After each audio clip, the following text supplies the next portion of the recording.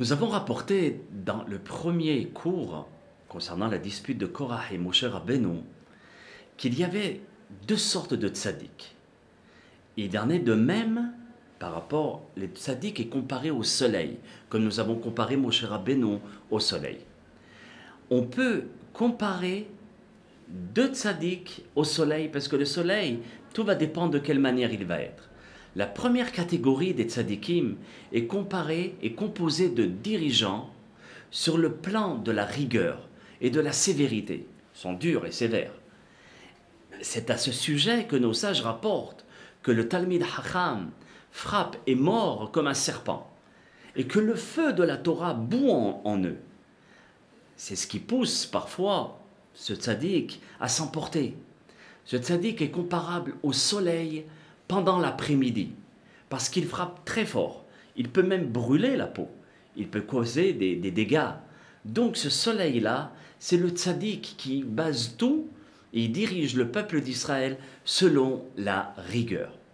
La deuxième sorte de tzaddik, c'est celui qui dirige le peuple sur les fondements du chesed, de la bonté. Premièrement, il est tendre, souple, et il est comme un roseau.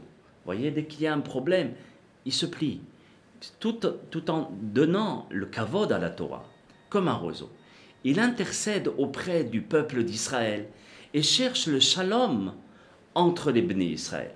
Ce tzaddik, mes chers amis, est comparable au soleil du matin. Il n'aveugle pas, c'est agréable, il ne brûle pas, c'est agréable pour tous, vous voyez. Et il ne fait souffrir personne. Il est évident qu'Akadosh Baruch Hu va choisir le premier ou le deuxième. Comme vous l'avez deviné, le deuxième tzaddik. Et vous remarquerez que tous les leaders du peuple d'Israël étaient pour la plupart des bergers. C'est pas pour rien.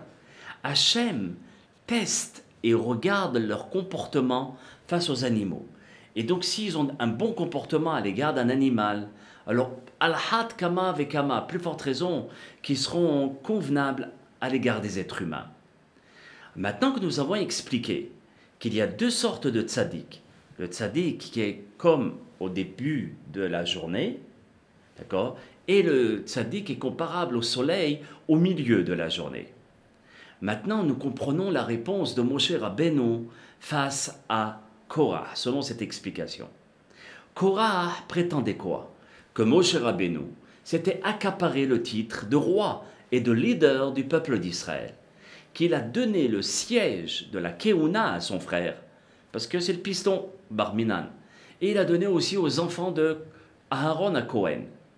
Maintenant, pour bien comprendre ce que le Ben Ish Chai nous dit, reprenons le verset, et il va être tout à fait clair. Regardez ce que Moshe Rabbeinu dit.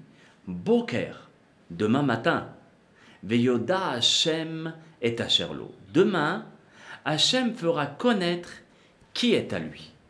Lorsque Hashem cherche un leader, il veut qu'il soit comme le soleil du matin, comme nous l'avons expliqué, doux et souple.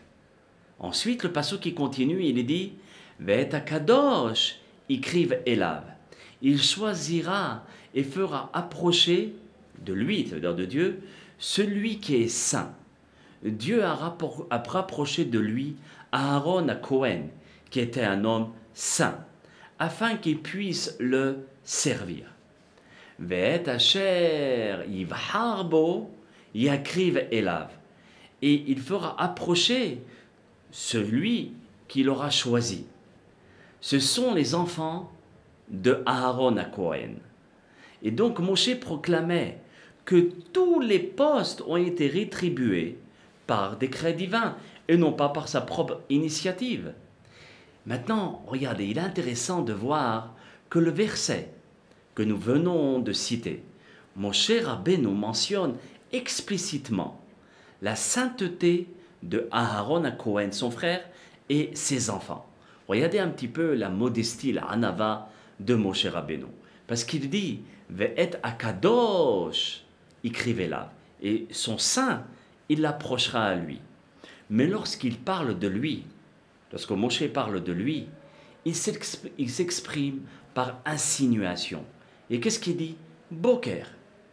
Boker, on a expliqué qu'est-ce que c'était. Le matin. Mais quel matin? Ça représente le tzaddik qui est comparable au soleil du matin. A été choisi par Akadosh Baruch Hu, et donc sans mentionner son nom, il dit Boker. Ça, c'est vraiment la grandeur d'un vrai leader. Qu'Hachem Yitbarach donne un cœur d'un vrai leader comme Moshe Rabbeinu pour tous les leaders du Ham Israël, Bezat Hashem Yitbarach. Kol Tuv, Shalom Shalom.